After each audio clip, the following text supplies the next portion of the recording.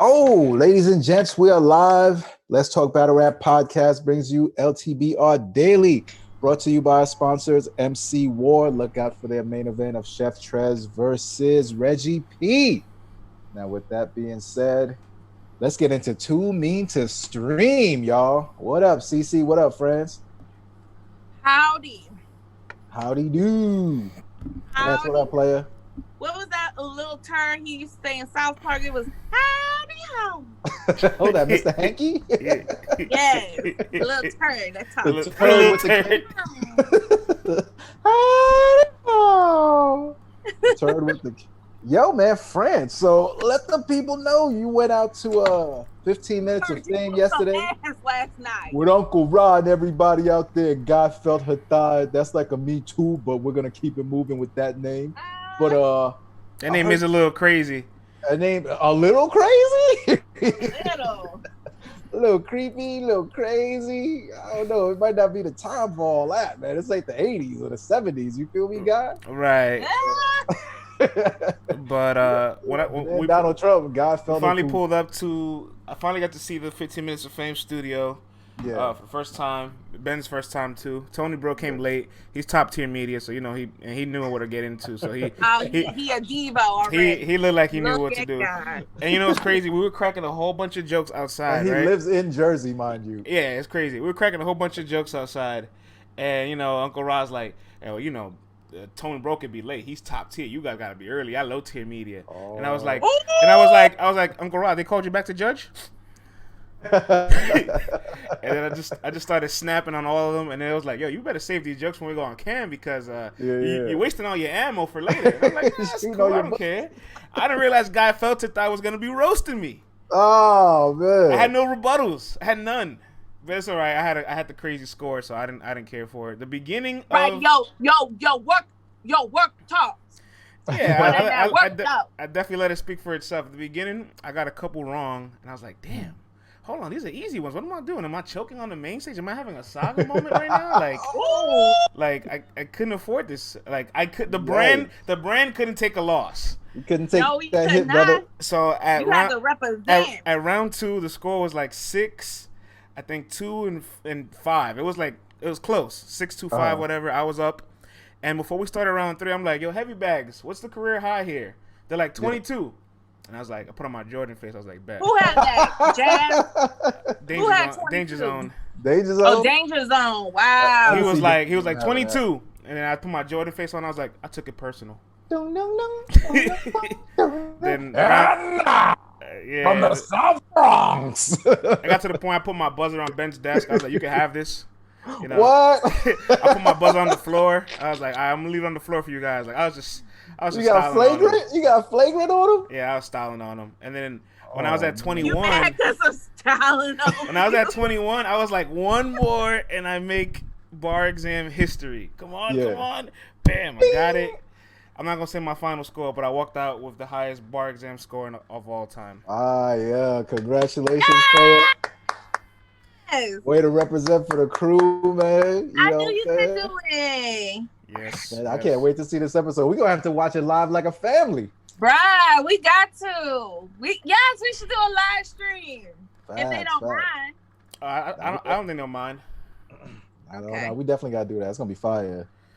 Nah, that's dope though, man. How was the studios and all that? That's a legendary spot now for battle rap. You know what's crazy? I thought about battle rappers for a second. I was like, I think going into this, if you made a poll like media outlet, who's gonna win? Like, there's no doubt we will be in the lead. And then everybody's like, we expect this from y'all. So for a moment, I was like, what everybody was saying on your post. They were like, duh. Yeah, but what if I didn't deliver? They would have been like, what? Like it would have looked like Loso Joins. It would look like don't matter. They would have turned on you, bro. They would have turned on. They would have been like, I knew this brand ain't no shit. Just make a bunch of choke numbers up. Capping. Anybody could Google some numbers. Anybody could Google this. Right. That's fire, man. I can't wait to see this. Any idea of when it's dropping? No clue, but you know, it was definitely a fun time. Then we stood behind it. I'm glad it was you and not me, because they would have dragged. Because I just don't cursing everybody out. I'm more of a visual They mentioned you, Cece. There was like they can escape my mind. They was like, we only invited you because we thought Cece was coming. They would have been mad how I came in. I probably would have came in there bold as fuck just to piss them off. Baggy ass sweatpants, my hair not done. You know what I'm saying? And they would have been like, "What the fuck is this?" Men don't care, CC. Girl, we want you can't even put on no leggings. Men don't care, CC. You ain't realized this yet. We don't. Some of y'all don't. Some of y'all definitely don't because they be the ones when I be looking bold, but I gotta make like a quick store run because I ran out of I'll be like, oh bitch, I can't even wash my hair because I need some deep conditioner, and I be looking bold at the Target. Then be the ones that be like, hey gorgeous, what we get? What you getting? I'm like, damn, get out my face. Don't you see I'm bogus right now? All right, so you guys know we got Loso coming on at the top of the first hour, or second half hour. I have 3 topics that I want to ask you guys. Which one do you want to pick? And this is everybody on 2 Minute Stream. You get to see our live picked segments. All right, here's the 3 topics. Snake Eyes calls out top RBE names.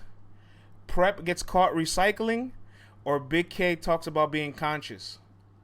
You know what? I did see Prep getting caught recycling, and I did see Bigg K talking about how right now ain't the time to be complaining as a white rapper. Yeah, he's got some interesting quotes. I was wondering where you guys leading towards.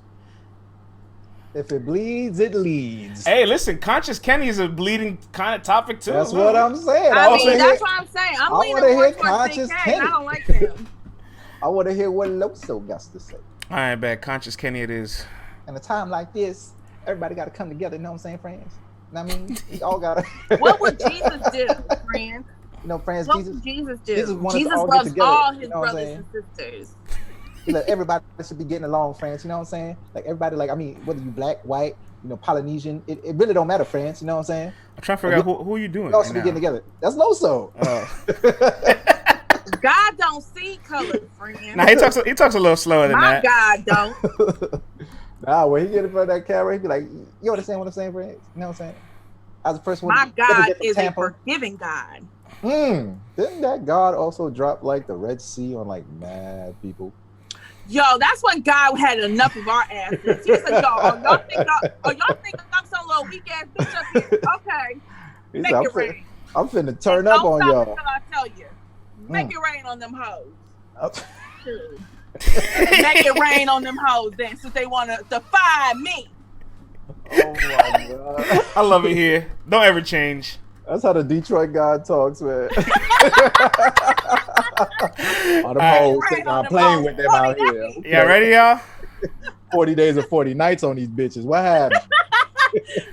Bitch ass niggas. Oh. Now what? All right, y'all. 3. That's a term of endearment. That boat ain't going 1. What is happening here today? This is gonna be one of the ones. Yeah, it's gonna be a goodie. What that boat gonna do? What that boat gonna do? We live. What that boat gonna do? Oh, sniggity. Oh, let me put off my do not disturb, cause people want to disturb me. Yo, France, you got the red triangle on the screen. Red triangle? Yes, sir. I mean, square, rectangle. I'm sorry. Thank you, sir. Yeah, it's gone.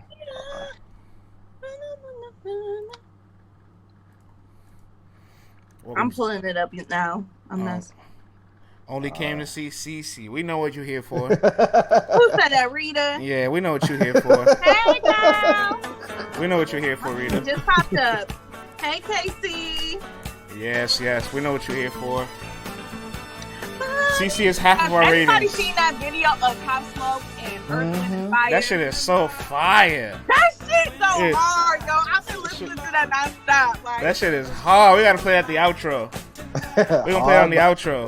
Yo, it's December 2. That'd be perfect. Shout out to Canarsie, man. My second home there. You know what I mean? Flatbush will always be number Rita one. said, I heard you went brazy at the bar exam. Look, man, I just put up my average, Come man. on, friend. Stop being so humble, man. We just break records around here. And, you know. He was talking mad shit though before we went on air, so don't let him fool you. He was talking mad shit. Yeah, but they gotta get that on the stream. They gotta get that. If you want to hear friends talk crazy, y'all got to subscribe to our Spotify and to the Apple, because you're gonna hear content that you don't see here on Caffeine. Yes, a little crazy. Say that one more time for them, Vlad. Let them know. You guys, if you subscribe to our Spotify, Apple, Google Play, wherever, you get too mean to stream content that we just cannot talk about on Caffeine, and we get crazy and uncensored. So I suggest you guys go subscribe right now while you're here. Also, share that broadcast while we here.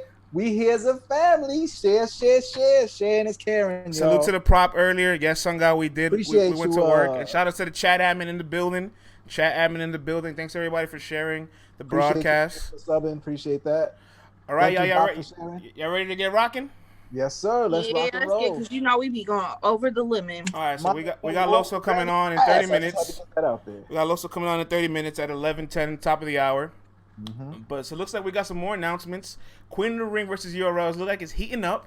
It's getting hotter. Debo is verified on Caffeine, so you know he's feeling himself. Caffeine knows his name, all right? Vague and Babs are verified. The only league owners that needed to get verified for the league, but we got it done, right? And Smack says verbatim, Vlad CC, I want to smoke these queens. I want to smack these queens up. Oh, no, he didn't. He didn't. Fuck that. Nah, so let's go to everybody in the audience out there first. Queen of Ring versus URL. No matches announced yet, but you know the smoke is coming. What's a match that you want to see on this? What's your dream domestic violence lyrical warfare? They didn't hear somebody. Time out. Who can't y'all hear? It's always friends. Oh, friends. It's always your ass. Really? Impossible. We do this every day. Impossible. I thought y'all could hear me. What about now? I can hear him. Yes. Hey, CA Low, what up? You up early on the West Coast time, player? Hey, I'm sorry, y'all. I apologize. We got another West Coaster off. What up, player? Welcome back, man, into the battle rap world. Your presence was sorely missed, brother. Welcome back, B. Can y'all still hear me right now? Yeah, right now. Can y'all hear me? Can they hear me? Ask them if they can hear me. Guys, can you guys hear friends? Can you hear friends? Can you hear me right now? Yes? You say you good, homie. Good now. Yes. All right, so let me set up again for you guys. Queen of the Ring versus URL. The smoke is coming up. Debo's finally verified on Caffeine, right? So that means that something's in the works. And Smack says verbatim, I want to smack these queens up. So throwing it to the audience. Get them, ladies. Throwing it to the audience first. What's your favorite domestic violence lyrical warfare match? What do you want to see on Queen of the Ring versus URL? Talk to us, people. Tell us what you want to see out there. What up, E-Hart versus Suge already? What's up, 2K? I'm glad you're back in the coach. I know you took a little break. Flight 96. What up, player? What up, CLO? What to do, Hebrew? E-Hart 30 Watch over your words. Suge. E-Hart versus JC. This is GM1M. Official versus Rock. Project Rico Couture versus whoever, says Lavish. What's good, Selvin? Selvin, who you want to see Queen of Ring versus URL, brother? Talk to 40 us. versus Surf, says Rita. Ooh, 40 versus Surf. We need that. 100% of the way. Yes. 40. Okay, I look, I'm Jazz on versus Surf. Jazz versus Nah. We need that 40 and Surf. No. We need that 40 and Surf. No, they're gonna be too friendly. That shit gonna be trash. Hustle versus Hitman. That's gonna be helping Surf finish his lines. We can't have that. That's gonna be worse than Shine and Clips. Like Hustle versus Hitman. Vlad, CC, before I throw it to you, I'm not gonna lie. If Rock and Official doesn't go down, I ain't mad at Av and Official neither. Oh, that's a bar fest. What do you guys think? What's a match you guys want to see on this potential card? Ladies first, CC. I'll let you take the lead, homie. Oh, for real? Yeah. Okay, ooh, ladies first. Ladies first. Let the ladies go first, because the ladies gonna die. Shut your ass. But y'all gotta eat too. No, boys in the hood.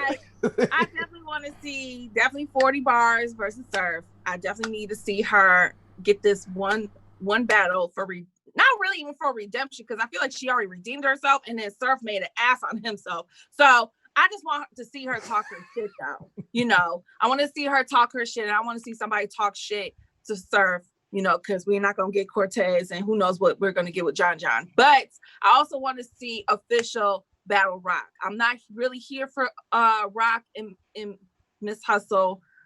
I don't really want to see that one, but I could definitely see official and E-Heart. I could see them two be paired up with, you know, a Suge, a Rock, or any of these guys. Like E-Heart and official, them two girls can knock out any of these dudes. I have so much faith in official and E-Heart, especially.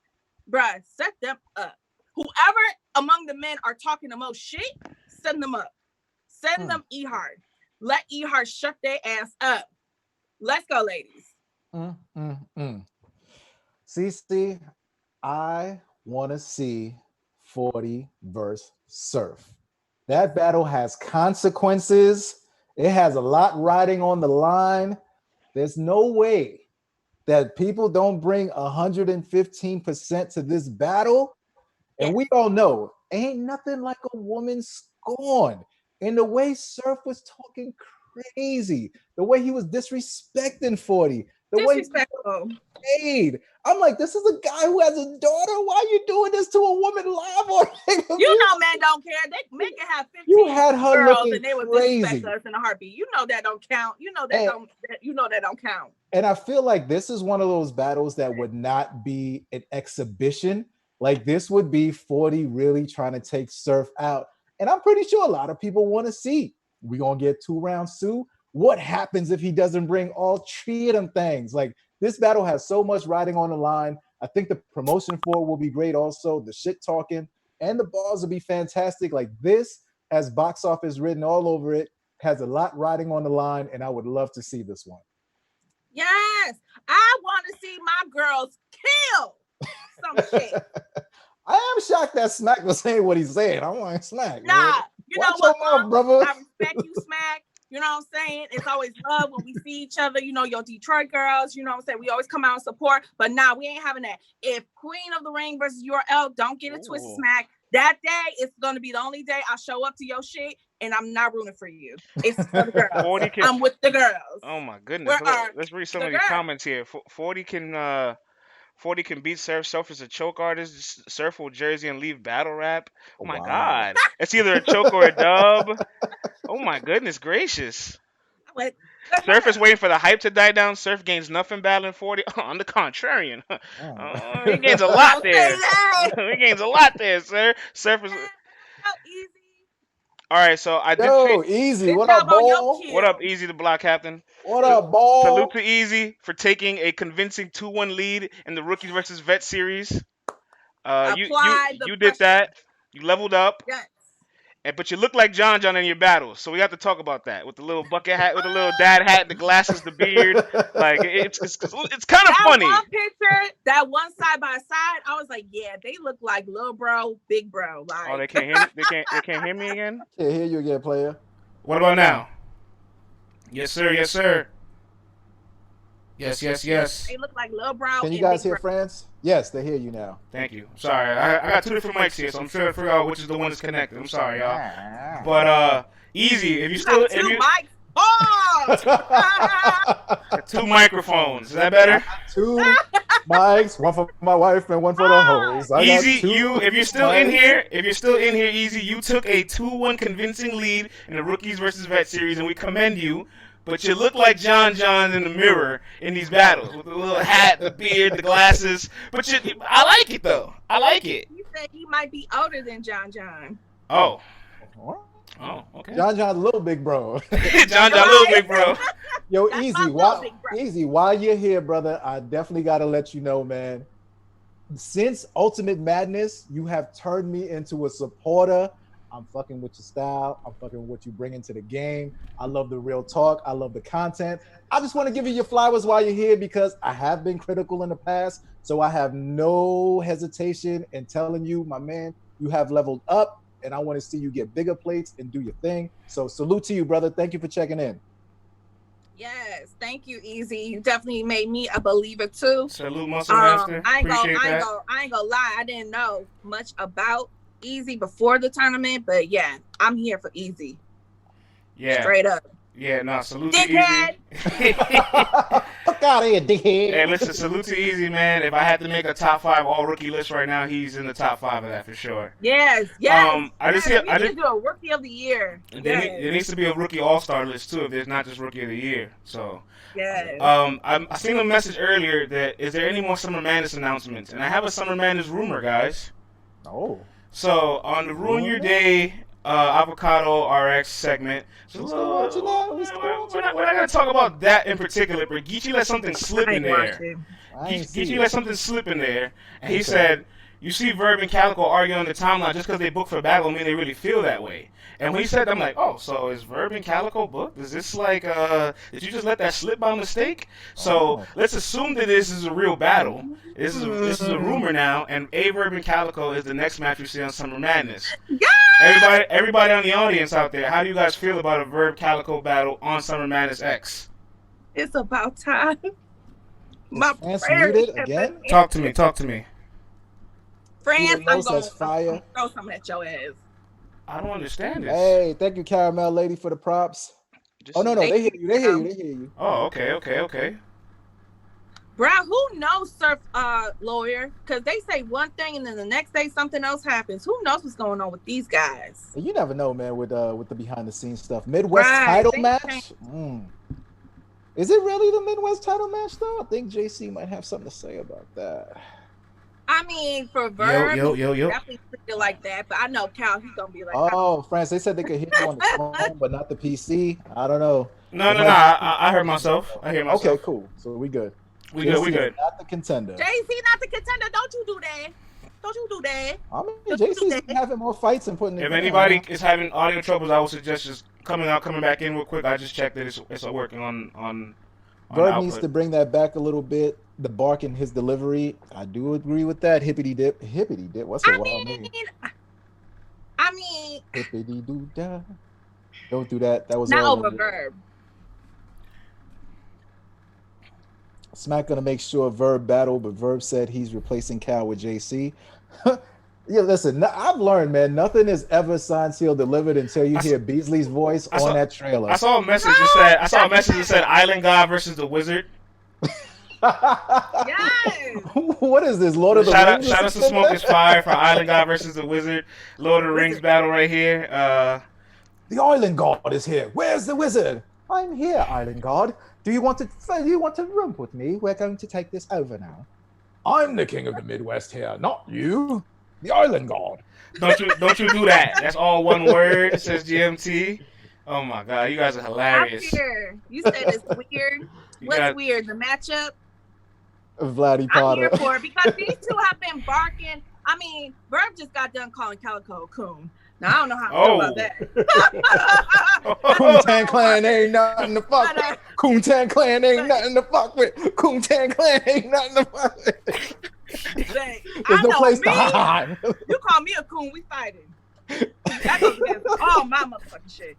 We fighting. Don't call me no goddamn coon. All right, you guys have spoken on Verb and Calicoe, the Island God versus the Wizard. I love that, by the way. That's the promo for the match of the rest of the way. Vlad, I'm gonna throw to you. Matter of fact, now I'm gonna throw it to Cece. This is her match right here. This is her dream match. Cece, Verb and Calicoe. Your bucket list might be complete if it is booked. It is a confirmed match. What do you think? I feel like these two should have had battled by now. If I look at things, however, I just feel like these two have had too much to say on Twitter. It's time for them to do it in a battle, and I think this is what the culture wants. This is what the culture been asking for. I know a lot of people in the Midwest that fuck with the Midwest movement been always asking why haven't these two battled.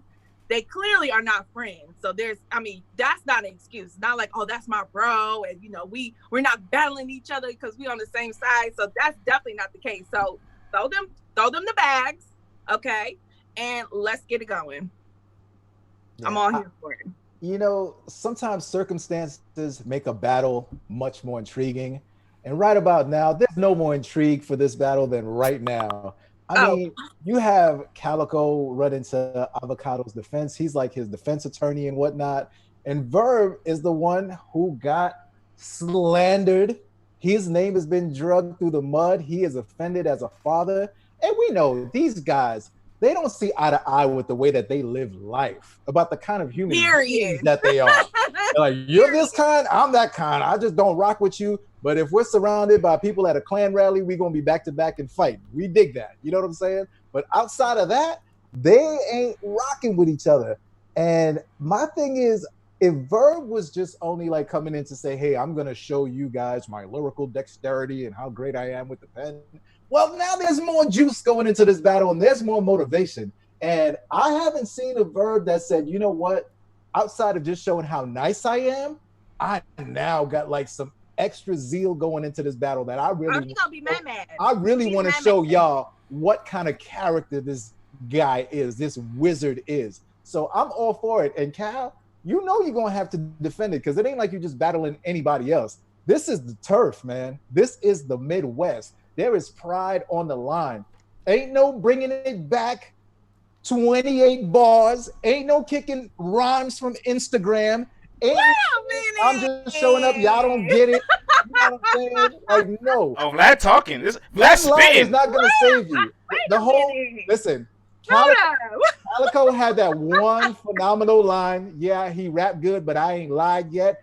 That ain't gonna carry you through 3 rounds. That's fire. I don't care. Anybody said that was fire. DC, if he ain't had that line in that twerk battle, we ain't talking about Cal at all.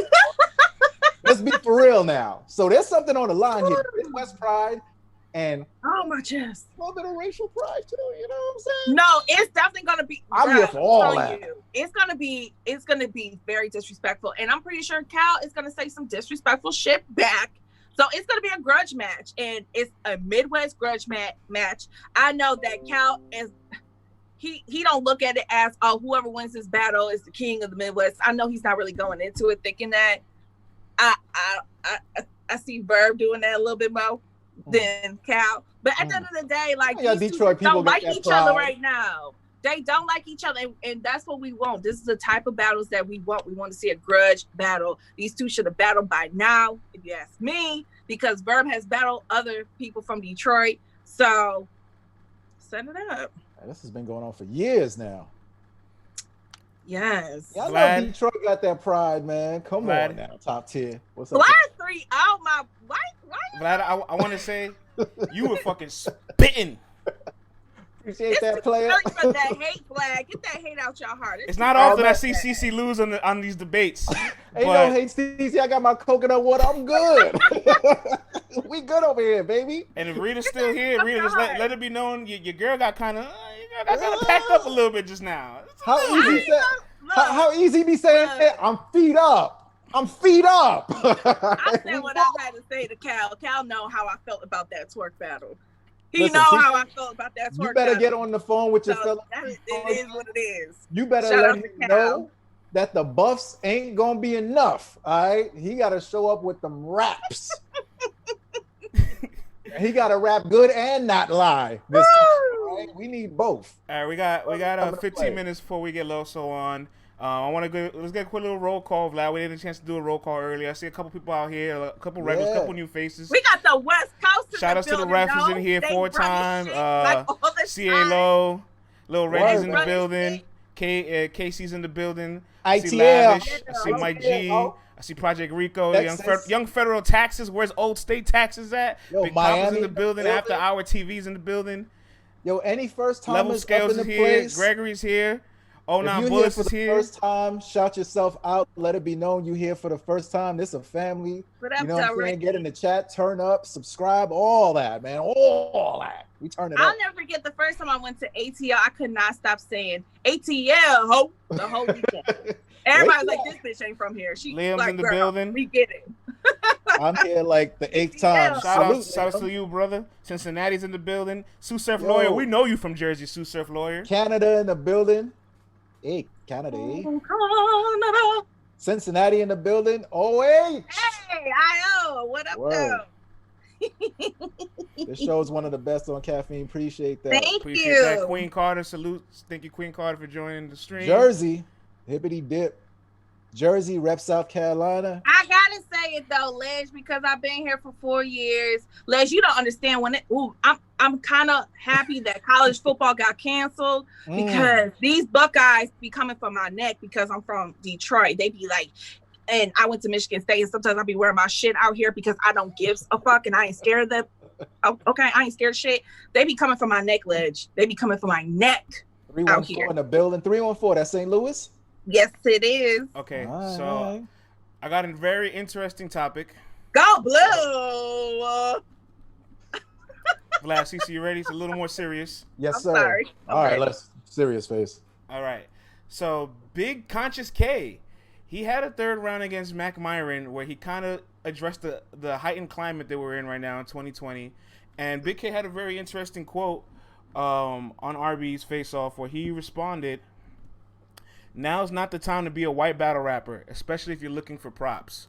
And I'm going to play a clip here of Bigg K. Let me make sure this clip is, you guys can hear it properly. So let me play this clip and make sure the audio comes out of it. I like it. I like all your rounds. All right, so here's a clip of Bigg K talking about his third round. The third round in particular, and I feel like you addressed some things that possibly need to be addressed, especially in this day and time that we're living in. Right. You talk about that a little bit? I mean, you know, like, I'm in my 30s, bro. I've been rapping since I was 11, bro. So I'm one of the you can never call me a vulture because vultures be eating. I wouldn't be in it this long. I ain't been eating, you know what I'm saying? That ain't what I'm in it for. This is my life. So, you know, when you're a guest in certain shit, you know, with the climate of shit, you'll get the pressure to speak on certain shit. You know what I'm saying? Like people that don't even have your best interest in heart, they just want you to talk so you can fuck up. You know what I'm saying? So I never speak on it online because in my place, for one, it ain't my place to speak on it. I don't got solutions, I got support. You know what I'm saying? It ain't my business for one. And for two, it's just a losing battle because if you speak on it, if you make sense, they say you ain't got no business speaking on black people's business. If you don't speak on it, they say your silence is deafening. You feel me? But he got black family. My brother right here. I know him, you know what I'm saying? But this is regular shit though, like, but that round, I just know with the climate, with everything happening this week in battle rap, outside of battle rap, I'm pretty sure I knew Matt was gonna talk about it at some point. So I just had it there and then it just worked out good. All right, there we have it. Vlad, I want to throw it to you, brother. What do you think of Bigg K? I think Bigg K said all the right things. I think if there was ever a case where you wanted to show someone an example of media training, that is it right there. Yes. Like that was exemplary, Bigg K. I got to give you your props. I am one who is super highly critical of you. I'm always watching with an eyebrow up. But however, when you do your thing in a battle, I always give you the props. And when you say the right things also, I got to give you your props. I know, who am I? I'm a nerd. I eat shit. It's all good. But, you know, with everything that you were saying there, you're absolutely right because, you know, the timeline's waiting to tear you up one way or the other. So when you're an artist, sometimes the best way to express things is through your art. That way no one can twist up your words and they also live forever. So what you said in that moment was exactly correct. And I commend you. That's a good point because I was watching Restore Order and that's what Swave 7 said. Like, you don't let nobody tell your truth. So that's a good point. You know, I mean, salute to Bigg K. You know, I can't really argue anything that he said, but for me, it's like the culture it's not that the culture don't like you because you're white. It's by how you pretty much have blocked the entire culture and how you treat people. But, you know, that's not the same as what we're talking about with Avo and other people. But, yeah, I mean, I listen to it. It's cool. That's all I'm really gonna give it. Yeah, no, I appreciated it because I felt like that's the last person I would expect that from, and he was so eloquently spoken about it to the point where it's like, oh, so he's like really aware of things, but he just chooses not to speak on it. I don't know. You know, sometimes I do feel like you do need to let people know where you stand. You know.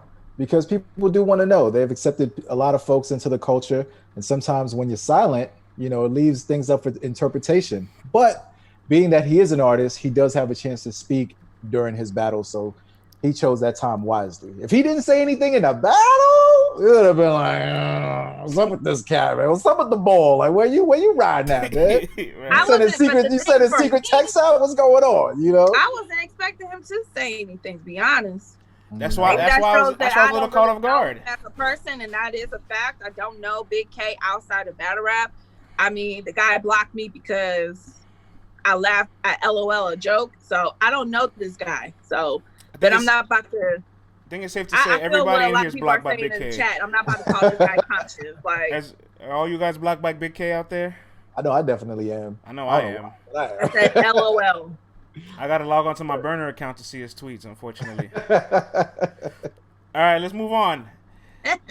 Jag calls out Shotgun Suge after his quote-unquote victory lap against Math. So I want to ask everybody out there first before we chop it up. Jag versus Shotgun Suge. Jag of 2020 versus Slim Suge of 2020. Does Jag have a chance to beat Suge right now? Chubby Jag versus Slim Suge. He wins battles, but his bars, I didn't get to see that. Jag better leave Jersey alone, first of all. It says lavish. Suge needs a battle. No, Suge had should be one happy night off. Suge should be happy he's being called out, says 4-time. Yikes! Oh, Yikes! Jag with the win. No, Suge had one night off, says Project Rico. Suge needs a month of prep. Suge needs a month of prep. This is a smoke break battle. Oh my goodness. Who said that? Ooh, Ledge said that? Suge would smoke Jag? Smoke? In this current climate? In this climate? Come on now. I mean, a Math who was trying damn hard could not smoke Jag. You're telling me that Suge is gonna smoke Jag after what we see day the night? Rita says Jag wants a battle on caffeine. I'm sure he do. He know where it's at. Everybody knows where it's at. Battle with that bag at. All right? He want that bag. Oh, don't say so, RBE, because I know they paid him well for his services, but it's one thing straight, says Groovy Yak. Jag had one battle, LOL, put the same respect on Suge name. You know what? Sue Surf Lloyd, they go that Jersey pride. Look, all I'm saying is, at this current moment in time, 2020, I think Jag could beat Suge. The Jag I've seen this year could beat the Suge I've seen this year. Listen, Vlad, I throw to you. Yes, sir. Listen, Jersey, I don't know what's in that swamp water y'all got out there, but y'all battle rappers, except for the young cats of Jay Kruger and Real Sick and Arsenal, I'll throw him in there, that legend, they got a propensity to choke a lot. And in the battle, we know there's 3 rounds. And in Suge's last 10 battles, let's just say I can count on maybe more than one hand the amount of times he's fumbled, stumbled, or choked through a battle. I saw Jag come back after 15 years and perform 3 rounds flawlessly. Ain't have to bring it back. Ain't have to wonder where he was at. He could stop, get back into his bars. So if we're just going by the stats alone, Suge is giving him a round. You telling me Jag can't take another round or make another round super highly debatable? Come on, y'all. Now, if we're talking about top form Suge, then we're talking maybe different. But if we're talking about what we have been seeing, I might have to go with Jag. Wait, I just want to say one thing real quick before CC jumps in, because you mentioned he was flawless. He had 1 stumble in the battle, and Math had 6. Yes. So just want to put that on paper. Go ahead, CC.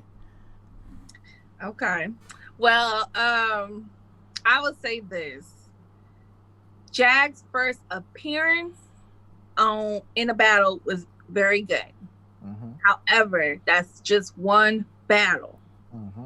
I still would like to see more from Jag before I just hop on this bandwagon like he's just going to slaughter the scene with everybody he comes in front of, and I know I can honestly understand why people are shaky to pick Suge in any battle right now, because Suge has been shaky for a while. Suge has not been consistent. Suge has been dropping the ball. He's been jerseying. He's been choking. He's been forgetting his shit. You know what I'm saying? So I can understand all that, but I'm not just about to hop on the Jag train just yet. I need to see him do that again more than just one time. Okay. That's all I'm going to say. To play devil's advocate. You know what I'm saying? France, your thoughts, brother?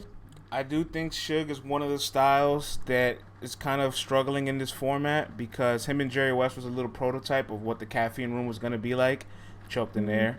Him and Jada Nightwing, he was well rested, or at least we thought he was well rested, but he took the battle on short prep, still had 2 battles that same day. He choked there against Jada Nightwing. So, yes, he needs a month prep. I seen that message earlier in the chat that he needs a month prep. And I think if you give him a month prep, he does beat Jag overall. But I will say this environment for Suge's style is a major handicap.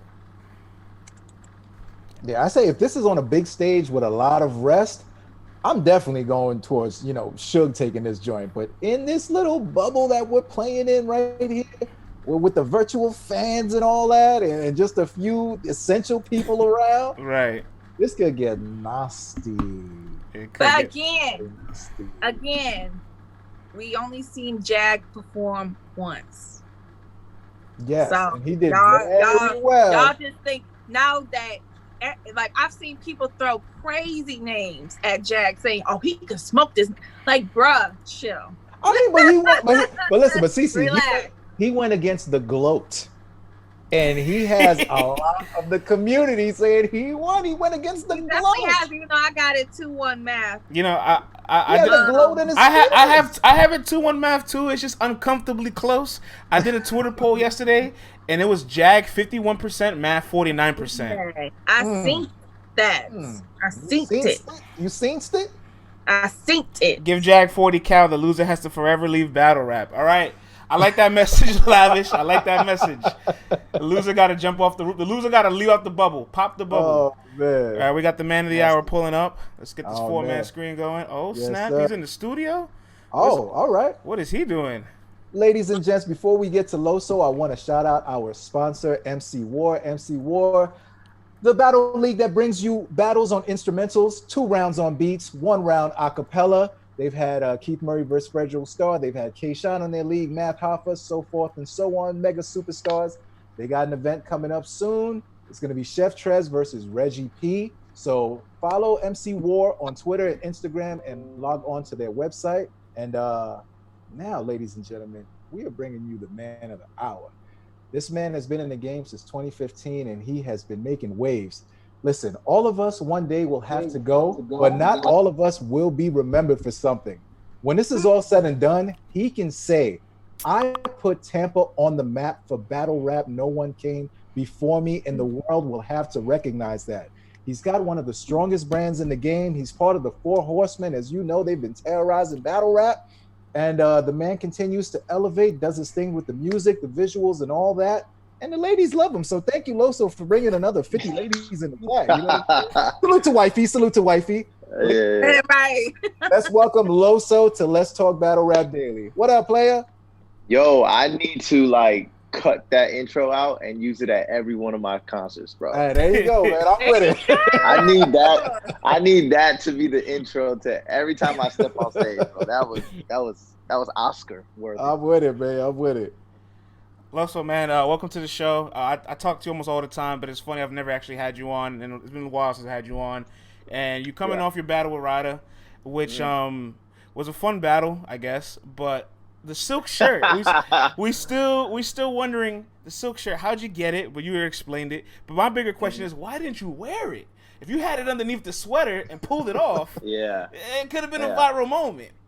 Yeah. So for those who don't know, I know that there's some speculation out there who snitched in Ryder's camp, but I mean, you can only take my word for it. I had no prior information that Ryder was going to wear that specific silk shirt. He put on Twitter that he had bought a new silk shirt. I saw that. So I went and I purchased me one. I already had an idea in the third, and which was I was going to kind of use his statement that the silk made me do it as the thesis of my third round, which was basically going to challenge him on the responsibility, because that's what he did, right? He told Mike, hey, don't blame me, the silk made me do it. So relieving all responsibility. So I was kind of flipping that. But my idea was to use the silk shirt similar to how Charlie Clips used the ski mask versus Daylight. That's what I wanted to communicate. So obviously when I show up at the event, I had the silk shirt in my book bag. And my plan for the last 2 weeks that I've been preparing, my plan was to go first. I was going to go first to set the tone, to knock this out the park, all that stuff. But Smack hits me up and says, yo, we're about to go outside and do the coin toss. So I said, man, you know what? Let me just do the coin toss. I'm gonna still go first no matter what. I go outside and I see Ryder in the silk shirt that I already bought. My eyes lit up, bro. I was like, yo, before you finish, there's a message here that says Loso hacked Ryder's Amazon account and brought another one. Yeah. Loso on the dark web. Yeah, so I go outside. So what up, so, 100 bars? So I go outside and I see Ryder, and bro, I was like, it just wasn't computing in my. I was like, there's no way. There's a million silk shirts out there. There's no way Ryder is wearing the same exact one. So as soon as that happened, I said, let's do the coin toss. Boom, I win the coin toss. I win the coin toss, and I waited there for about a good, at least about a minute. And Smack and even Uncle Rod, they were looking at me, was like, yo, why is it taking so long? Like, do you want to go first or not? And I said, I'm just thinking. Boom, I said, okay, cool. Go first, Ryder. And because at that point, I knew I wanted to kind of move that little freestyle that I end up adding to the third round. And so that was it, man. And so the question is, why didn't I then put it on at that time? I should have, friends. Now, looking back, hindsight, I think it probably would have had a bigger impact if I would have just took my hoodie off. People thought I already had it under the hoodie. People thought I had a silk shirt under the hoodie. I should have just ran to the restroom right before I battled, tucked in the shirt somehow, you know what I'm saying? And then as soon as my third round starts, take it off. But yeah, my idea was just to hold it like kind of how Clips had the ski mask. So now, Loso, man, the streets want to know, what material is that shirt actually made out of? Because I've done a lot of shopping in my time, and I've never seen a silk shirt for $29.99 available. So is it rayon? Is it polyester? What is it? Man, what it's made of. Man, is it here? Shirt, by the way. I'll tell you right now. Man, I can't even find this. I thought I had the silk shirt with me, but he threw it away. He's like, I can't keep this. You know what's crazy? After the battle, URL asked me to sign the silk shirt and auction it off. So like every battle, they try to do like some sort of auction. So like if it's they wanted you to sign it and not Ryder. It's Ryder's shirt. Yeah, I know, right? So they asked me to auction it off, but I was like, nah, bro. Unless y'all paying me for it, I gotta go at least get this $30 back. So, but I still gotta return it. Yeah. That's my. I can't get jiggy with these shits. So, man, I don't know. I mean, so like, we purchased it online on Amazon, you know what I'm saying? But, I mean, I'm guessing I'm not a silk, expertise, you know what I'm saying? So I don't know how much these silk shirts should be running. I definitely know it's not Versace. That's all I know. Yeah, that's what I'm saying. It's not no Versace. So it's a faux Versace, and I was gonna let Ryder ride that Versace shit because I was like, you know what, I'm not gonna ruin his moment. He had a great battle, even though he lost. I ain't gonna ruin this moment, but I ain't seen that one Medusa head on that shirt. Well, how about the ones that he wore for like Mike P and everybody else? Were those like we were too focused on the cherry tattoo to care about the shirt. Got you. Oh. The C-section scars. The cherry tattoo. Terrible. And the Henny Man ad-lib. But no, you were sparring with the brother, Loso. Did he run that round by you? So I'll tell you this. First of all, Ryder said a lot of different lies in that battle, bro. That I wasn't doing. But that's why we're here. Yeah. So for him to say, I would say this. The battle rap culture, man, I don't even know if I want to say this, bro. A lot of people were privy to Ryder's round prior to Ryder delivering the round. Here's the thing at the end of the day, though. There's an unwritten rule, like a code, you know what I'm saying, that you just don't, like, even if, put it this way, even if somebody was battling A Ward and Saga, right? And I have had this, you know what I'm saying, I've had opponents of A Ward and Saga spar with me because I'm still good friends with them. Unless it's something detrimental, like I'm like, yo, this is a rap, I promise I just wouldn't say anything, you know what I'm saying? Like, you just don't say anything. So like, if his whole purpose of saying that line was to kind of like show some sort of like inconsistency, like, yo, if you have a problem with my round now, you didn't have a problem with it then, all right, cool. I mean, you know what I'm saying, like, I'll let that rock, but you already had that round, bro. You already, you know what I'm saying, like, what I disagreed with was him trying to paint the picture of like me inspiring it. I was like, in what way did I inspire it? I said, where in my career have I ever inspired you to do something? Or what, like I had no privy information to any of that stuff in the relationship. So but yeah, no, so I definitely was aware of some content that was going to be delivered, just as, I mean, unfortunately, I think everyone in the tournament did. Everyone in the tournament knew, but we just don't. Nobody told Mike? Everybody but Mike knew. Now, I would say this. I will say this though, bro. I will say this. I do think though, if you're just asking me, yeah, I do think that some people in his camp did, from what I was told, they did try to warn Mike. Okay. They had gave him a heads up or something like that. But that's, that's neither here nor there. Like I said, that chaos. At the end of the day, I felt like, yo, you know what? I don't have no horse in this race. No pun intended. Like that's Mike and that's Ryder. Yeah, that was a fire bar, right? Like I have, you know what I'm saying? So like I'm not gonna go ahead and get involved in that situation. Yeah. So that's what it was.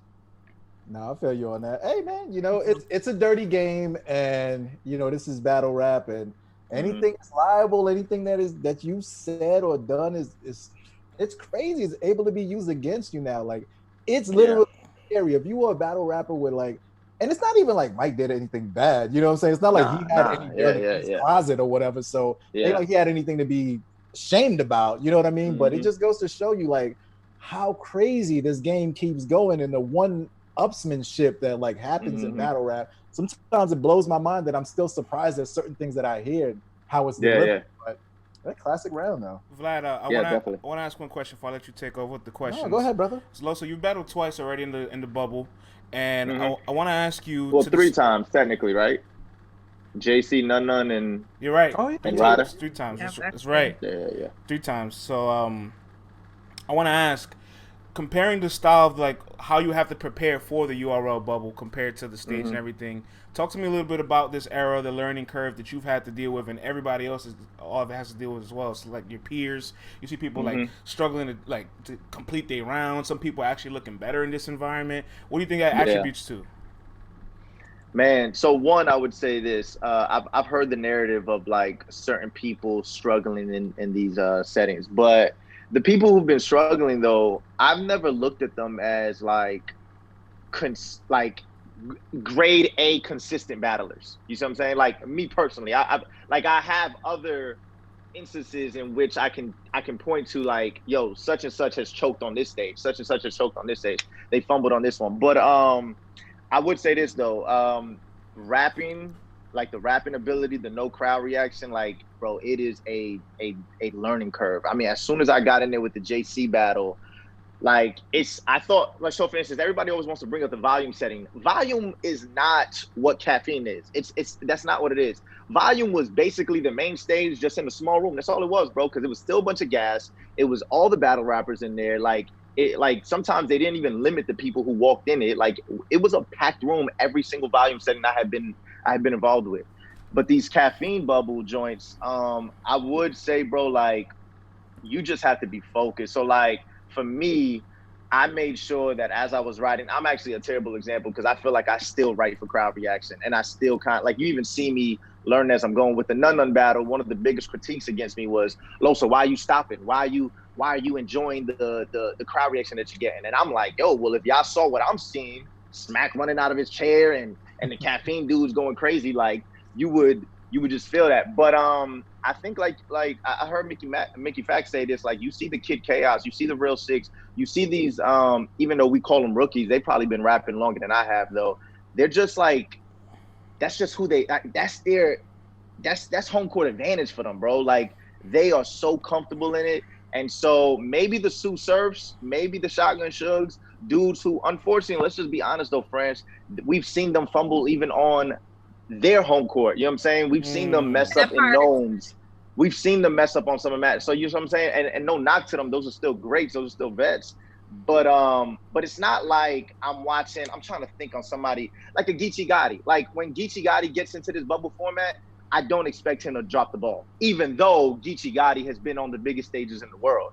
I expect Geechee Gotti just to do what he does because he's just a consistent battle rapper and he knows how to get the job done. That's how I kind of want to look at myself as well. Like, you put me in that situation, I'm going to adapt no matter what. And so, yeah, no crowd reaction. Yeah, kind of like an empty room does kind of make you, you know, lose focus and maybe even throw off your energy. But, I mean, you just got to get it done, bro, at the end of the day. So would you still prefer to do bubbles or like this type of setting even after quarantine and COVID-19 is a thing of the past and we move back to having audiences and big stages again? Me personally, no. Just because of who I am, I'm just like I mean, if you even follow me, I mean, outside of battle rap, I'm just always in front of a group of people and I kind of feel at home there. Not that I don't get nervous, but like the Gnome setting for me was like a dream come true because I just love performing in front of a bunch of people. And so if you gave me an option, if somebody said, yo, Loso, we got this Caffeine Great Look against the same opponent, Caffeine Great Look, obviously, you know, you're going to have tens of thousands of people viewing online, or, hey, do you want to go into this building with tens of thousands of people in, you know, live in front of your face? I would always choose the performance over the small room, not because I can't do the small room, just me personally, how I am and how I market myself. I just like that look and I like that feel a little better. What's the nerves like? Because every battle rapper kind of has that butterfly nerve before they perform. But is the nerves different for the Caffeine Room than it was for the big stage? And Chaos, I see you in the chat. I know you've battled on a couple Band Legacy stages as well, and in Virginia on the Soul Survivor. Was the nerves for you to battle on those cards different than it was to get in that Caffeine Room? You can answer those. Yeah, man, I feel like, and this is just all honesty, so I can't necessarily gauge my nerves because I'm just a natural nervous person, regardless of how, like, you know, how charismatic I am on stage. That's just the switch. When the cameras turn on, I just kind of turn it on. But right before it, though, I'm always super, super nervous no matter what. But I would say during Gnome, I remember during Gnome, I get there early and Beasley pulls me to the side and he says, yo, I need you to come see something before this event starts, just so you can get the feel. He takes me on the main stage and he points out to the warehouse. It's an empty warehouse, right? It's the empty joint. And he says, in a couple of hours, it's going to be filled with over 2,000 people. He said, sit here and just soak it in. Like, Beasley was kind of coaching me through. And I sat there for a minute, bro. I remember looking out and I'm seeing, you know, all the sound men getting it right and everybody running around, but it's an empty room. And I'm like, yo, this is about to be historical. Now, granted, when I'm in that Caffeine Room, it's the same thing. Like, you know, it's a little different, but you just know in the back of your mind, yo, everyone's watching at home. Everyone's watching at home. I would say my nerves is a little bit more, though, when I step on stage in front of 2,500 people, only because everyone's viewing you and everyone's looking at you and you cannot mess up in front of them. At least you know you're not going to get booed off of a caffeine stage. You know what I'm saying? Reaper, listen, man, there's a first time for everything, Loso. Like, yeah. I mean, at home, you guys are probably in the props throwing tomatoes, but let's be honest, like Reaper and Steams, they didn't have to, you know, they could have just fought through their material because they're not going to go ahead and get. Yeah, but then they turn their phones off for 48 hours. Yeah. That's a fact. Like, but my thing is, like, at the time though, like, you know, you remember in Gnome 8, bro. I mean, they were booing people for bad content, not even choking. They were just booing people for bad punchlines. Over here in Caffeine, at least you know, like, it's just gonna be dead silence. You know what I'm saying? I'm waiting for the day when Smack go, yo, cut this shit, son. Yo, yeah. Yo, get him out of here, man. Get him out of here. He only did that for the Ace and Fonz battle, but yeah. Oh yeah. No, he wasn't having it, man. He wasn't having it. Now, also, you mentioned Gnome 8, man. Unfortunately, I wasn't at that one. I was at Gnome 9. But the warehouse is huge. It is a magical place. It is a place I cannot wait to get back to. And, you know, for all sakes and purposes, you skipped that whole PG line. You know, you didn't skip it. You still did a PG. Yeah. You opened up Gnome 8. You talked about the butterflies being nervous and all that. Like, how was that experience being able to debut on Gnome 8 and have a crazy performance like you did?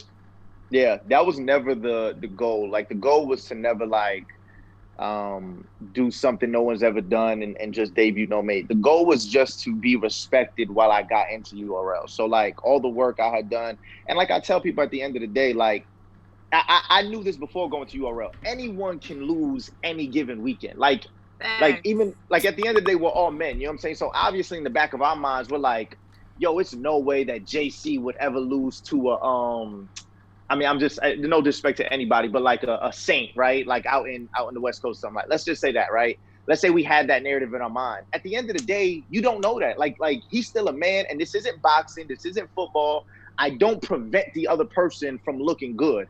That's what you do in those sports. In this one, I have to let you get it off.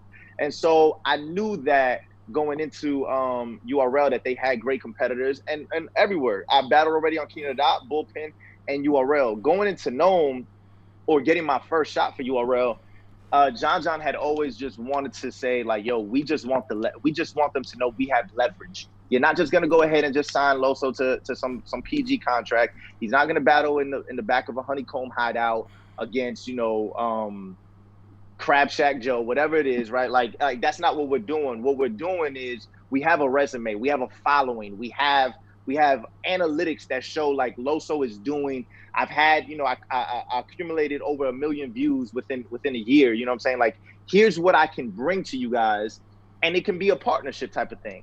And so, unfortunately, Norbs was at the forefront of those conversations at first, and I didn't like the way that it was being handled. Every time they got on an interview, every time a conversation was being had, it was like nothing matters that Loso has done prior to getting here. Like, he's not in the quote unquote NBA. And when you look at the end of the year, 2017 and 2018, 2 years in a row, when the Source and Champion were debuting their battle rap list, Loso was always up top 12 and top 11, both 2 years in a row. You know what I'm saying? And this is before touching a URL stage. And so P ends up calling me. P and Beasley ends up calling John, and then they kind of tag me in on the line, and they say, yo, we have an opportunity for you. We want you to go ahead and sign this contract. And here's why we think you should sign the contract. We want you to debut on Nome. And for me going into that process, after talking to John, we wanted it to be unique. I remember them actually adding franchise and Mac Mel to the card at that time. And I told them, I said, hey, I'm okay with that, but it doesn't seem unique. If Loso and Scotty debuts on it, that's dope. But if you have another battle before Loso and Scotty, it takes away the sting. And for me, it's all about blocking battles. Yeah, that's what the blocking battles was. So you spar with the ops, you block battles. Like, hold on, man. We gotta talk about something here. Hold on. But for me, friends, it was more about my image and how I wanted to kind of like debut, and I wanted it to be something that you guys talked about. Like, we're not having this conversation if there were other battles before me on that card, because it just wasn't gonna stand out. And so we came to an agreement. We end up solidifying the battle, bro. And then obviously the rest is history. So obviously I feel like B-Dot kind of he kind of cracked the door open a little bit with his debut on Traffic regardless if people want to do that for, because it was a PG as well. But for that, I felt like even though it wasn't as big as Nome, that was the first time we saw somebody with like yo, you have to do a PG type of thing, crack the door open and say, okay, but it's gonna look different and it's gonna have this type of impact. So he cracked the door, but you kicked it down, brother. Like, that was crazy. And Loso, people see you now, they see this, almost finished, polished product. You're a confident guy, charismatic dude. They think it's an overnight success and all that. But to get to this point, like, how much hard work does it take? Like, who was Loso like back in high school, and like how did you get all the way up to this point? Like, talk us through that maturity process to be, because you ain't always who you were now. You know what I'm saying? Yeah, definitely. Let's bring people back and take them through the process so they could find out who Loso is. Yeah, so obviously in high school, I mean, I just grew up on hip hop, you know what I'm saying, and it was primarily East Coast hip hop at first, but because me just living in Tampa, I'm originally from Queens, New York. A lot of people don't know that. Okay. I lived there till I was 10, but obviously for the rest of the rest of my life, Tampa, Florida. And so that's why you hear me rep Tampa, only because this is who made Loso. Like, Tampa is what like the way I dress, the way I talk, the way I rap, all that stuff has been impacted by Tampa and my experience in Tampa. And so out of high school, I remember doing like some like text messaging battles. I remember doing some freestyle battles here and there, but it was never anything serious. I hadn't even wrote a song at the time. Really, my first introduction my first time as an artist was I was volunteering at these juvenile detention centers. This is after I had became a Christian, and so I started volunteering at these juvenile detention centers, helping these young dudes in the city. And so they had an open mic night, and so I just wrote an acapella. And when I wrote the acapella, it was basically just about my testimony. There was a guy there who was a producer, and he had saw this, and he was just like, he pulled me to the side. He says, "Yo, I have a studio in my house. I want you to come by." And I was like, "All right, bet, cool." I never recorded a day in my life, and after that, I went to his crib. He turned some beats on. He leaves the room. He locks the room. He locks me in the room, bro. And he says, "Just write." And so every day I would go over his house, and he would have me write a verse, at least a day, write a verse a day. And so this is around 2012. About 2013, I heard about this competition, this rap competition, and out in Chicago. And a bunch of people had submitted applications to kind of get involved. And I was actually one of the dudes who submission had got past the preliminary stages. And actually Street Hymns was involved in that competition as well. That's where he and I actually had quote unquote battled. It wasn't really a battle, but it was a Hot 16 competition. Jin, the MC, he is one of the judges there. And so I go into this competition, first time ever doing something like this, bro. And I end up winning the whole competition.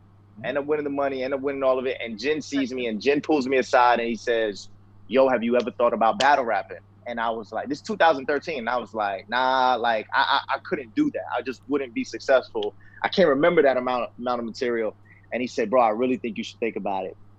After that, in 2000, the next year, I had started like thinking about, getting into battle rap somehow, but I didn't know where.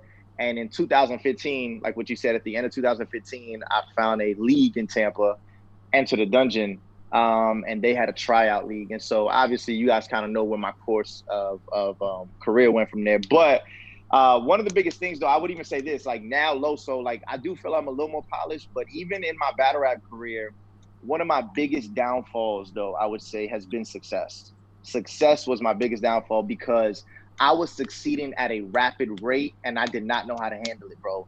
I was winning battles. I was getting on the biggest stages. I was in everyone's conversation. Everyone wanted to be around me. And there was no learning curve for me. There was no learning experience because all I had was success. It'll be similar to and I had people come up to me, bro. I remember people telling me, "Yo, Los, bro, you need to work on your setups, or you need to punch more, you need to do this, or this doesn't make sense." Like people were telling me that, but I didn't want to hear it because I thought I was the man at the time. It was similar to Chipotle walking into McDonald's and them telling them like, "Yo, McDonald's, this meat isn't even real." And McDonald's looks at Chipotle like, "Yo, you see that yellow arch outside? That's 7 billion served a day. Who are you guys?" And that's what I would do. Like people would try to critique me, and I would pull up my verse tracker, and I would be like, "Yo, who are you? Like, do you see the numbers? Do you see all of this?" And for me, bro, I was doing so well. I had literally skyrocketed, man, like overnight.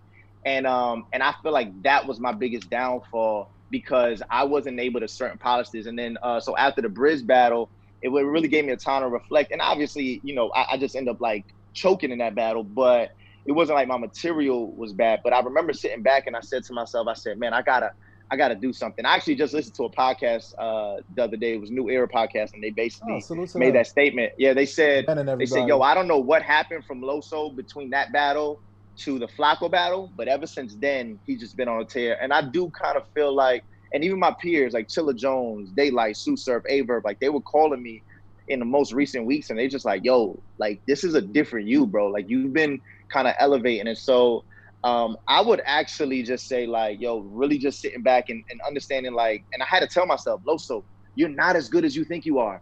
And that was my problem, bro. I thought I was better than what I was, and I was nowhere near as good as I thought I was. But now I think I'm just, the reason why you're kind of seeing a Loso that's sort of elevated throughout the past couple of battles is because I'm just more self-aware now, man.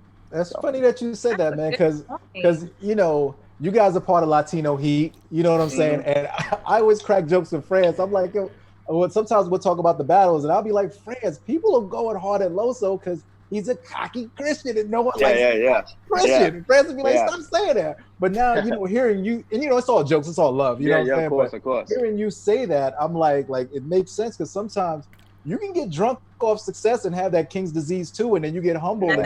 Oh shit, the tooth is here. What's the word, King? What's the word? What's the word, DNA tooth? But before I pass it off to Cece, I got one last question. I know you mentioned in 2013 you were working in juvenile facilities and all that. Yeah. You know, you gave your life over to Christ and everything. And a lot of times for a lot of people, turning their lives over, there's a lot of dark points and dark nights and stuff like that. Can you share any? It doesn't have to be any specific experience, but maybe a time in your life, or what brought you to the realization, like, yo, life is crazy. This thing that happened here, I gotta change something.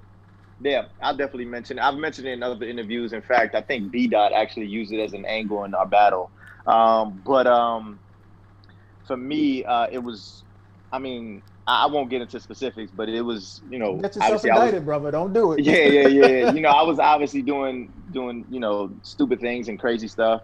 But the last straw was actually my cousin being murdered, who was like my best friend. You know what I'm saying? He was my best friend. And I mean, you know, he was already rapping at the time. I wasn't. But this is about when I was like, man, I want to say maybe 19, 20 years old. And he ends up, you know, he was just part of a gang, and he went to a meeting. And long story short, you know, he was murdered. And his daughter was still in the car. You know, I mean, thank God she's still alive, but he was murdered. And I remember just sitting back, and it's crazy because right before that, he was in my kitchen and we were just having a conversation. And I remember like already kind of like insinuating to him, like, yo, Ralphie, we just gotta get out of this, bro. Like, we gotta get away from this, man. We can't keep doing this. And he was just like, man, I don't want to be 1 foot in, 1 foot out. Like, if I'm out, I'm out. Right. And I said, okay, bet.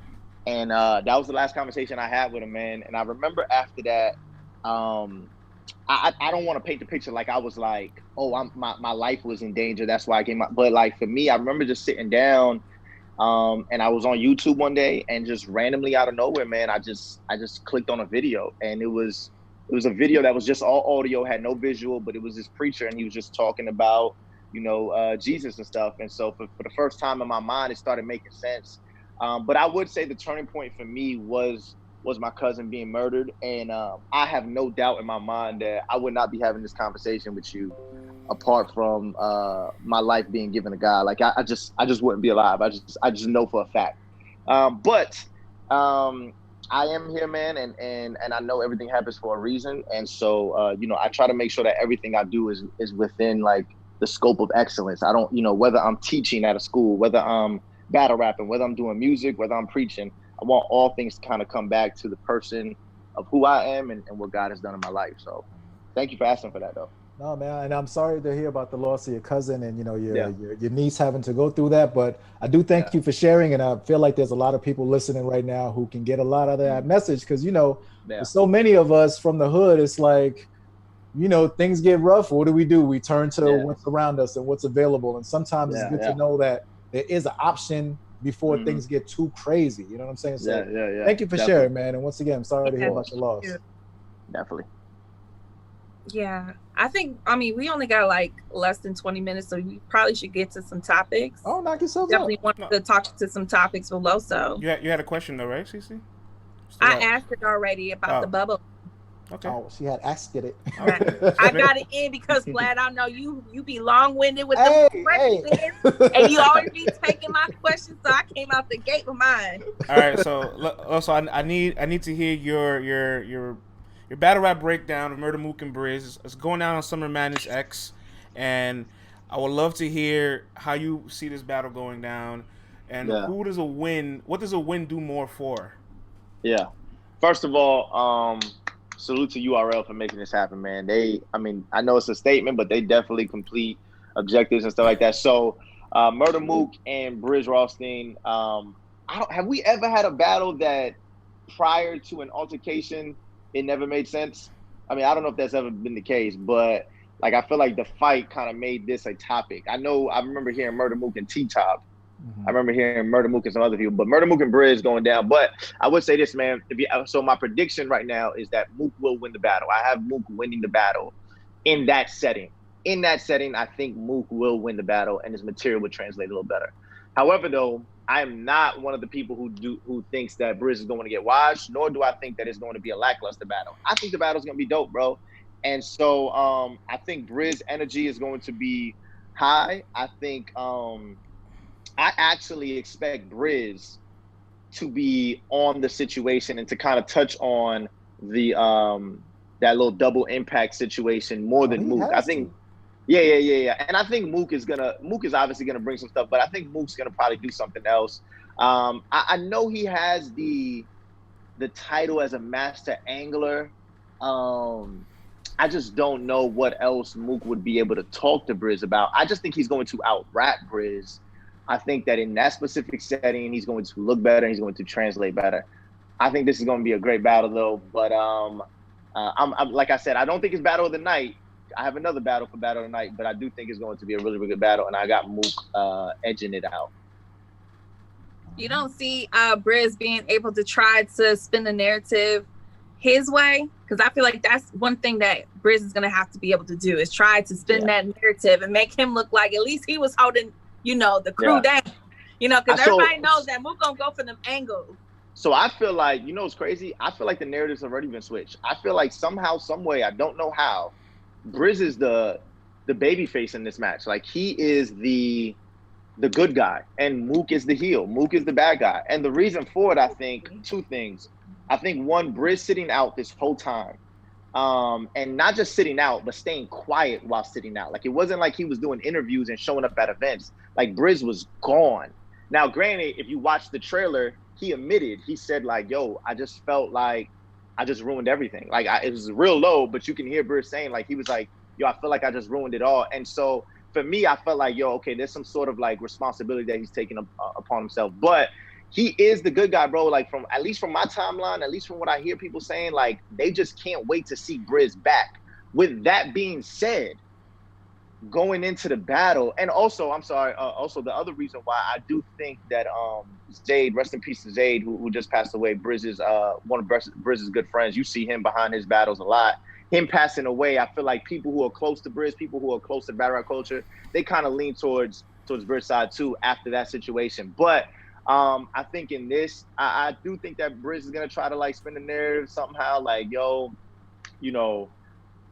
because remember the T-Rex interview, supposedly they ran into Brizz. You know what I'm saying? Brizz might be bringing that up. You know what I'm saying? Supposedly about it too.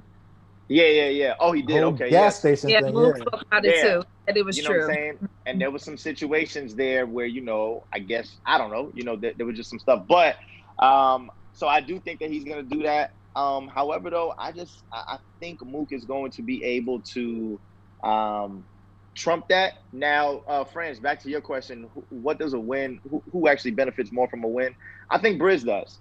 I don't even know if Mook can benefit from wins anymore, because I feel like no matter what he does, unless he goes consecutively, like unless like he after the Brizz battle he takes a surf, he takes a T-top, like I know Mook said I'm ready. He said line me up, whatever you got, whatever events, I'm in there.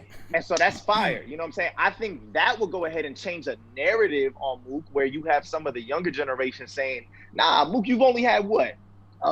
X amount of battles, bro. We battled 30 times in 1 year. Like, there's no way you're better than Verb. There's no way you're better than such and such. And so I don't know if a domination in this specific battle, a dominating win from Mook would be able to elevate him. But Brizz, however, I think he jumps miles ahead if he defeats Mook.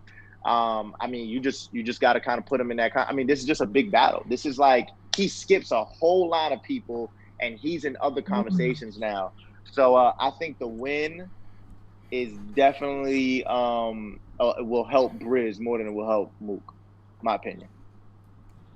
Hey, that's a solid breakdown. I do disagree with one thing though. When you say you think Mook will never get his credit unless he does consecutive performances, I think the biggest knock on Mook is that, like, oh, you're not entertaining, because the Iron Battle's not entertaining, the Lux Battle's not entertaining. With the Verb Battle, he did all this forced wordplay. Now you're putting him in a room where he no longer has to try to validate an audience, where he's just going straight for his material. and his battle with Street Hymns, your Four Horsemen brother. We love that material. We love that Mook. Loved it. So if that Mook is in that caffeine room, we're gonna be like, this is what I want. Yeah. True. I agree with that. I think like a lasting legacy for Mook within this generation. Like for me, you'll never see me disrespect Mook just because like I'm a historian and I remember watching Mook when I was like, you know, in high school, middle school, you know what I'm saying? So, but you have these other guys who are battle rappers who's like, yeah, no, we don't really respect them. I think that he would have to, when I say he would have to go on a little run or battle consecutive dudes from this era, or at least, you know, from this generation, that's the type of work ethic that people want to see from Mook. Lux has been in the ring. You've seen him stand across Chess. You've seen him stand across Arsenal. You've seen him stand across a couple of people who we could kind of relate to. You know what I'm saying? Mook, when he comes back, it's Iron Solomon.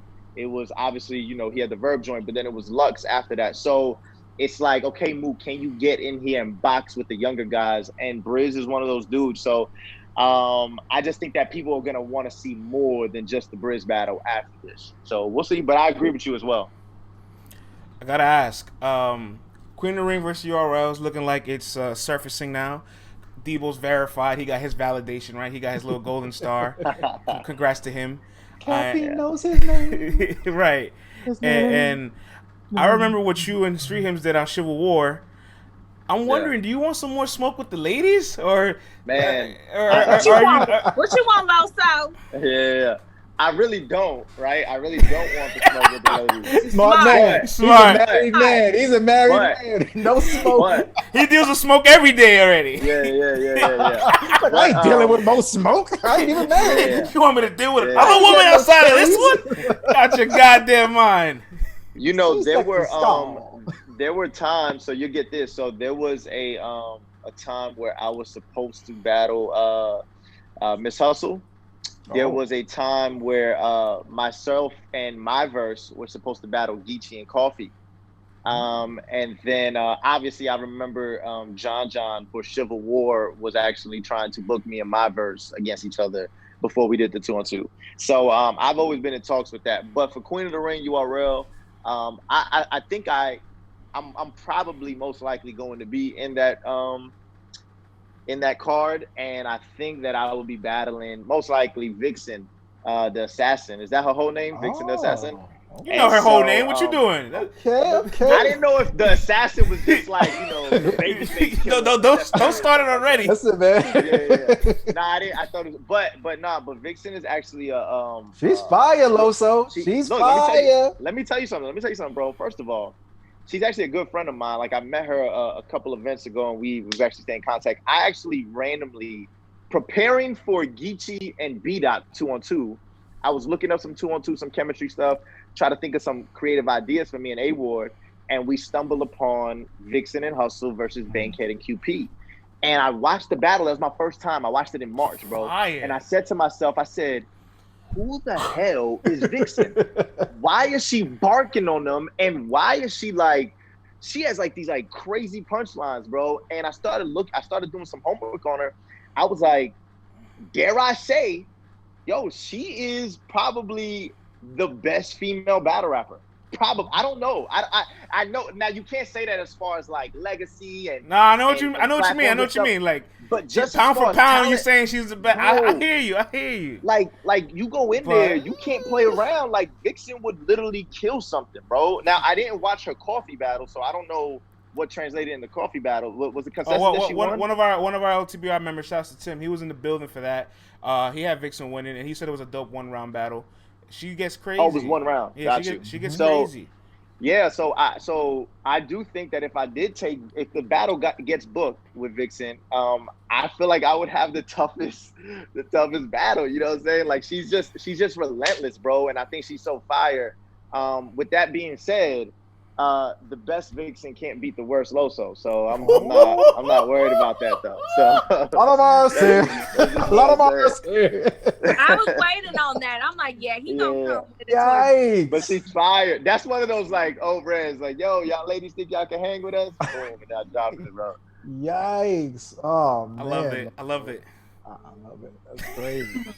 I'm here for all this. I'm for the ladies. Y'all already know how I feel. I mean, ain't no offense. They fire though. I'm hearing. But when they come to the ladies, yeah.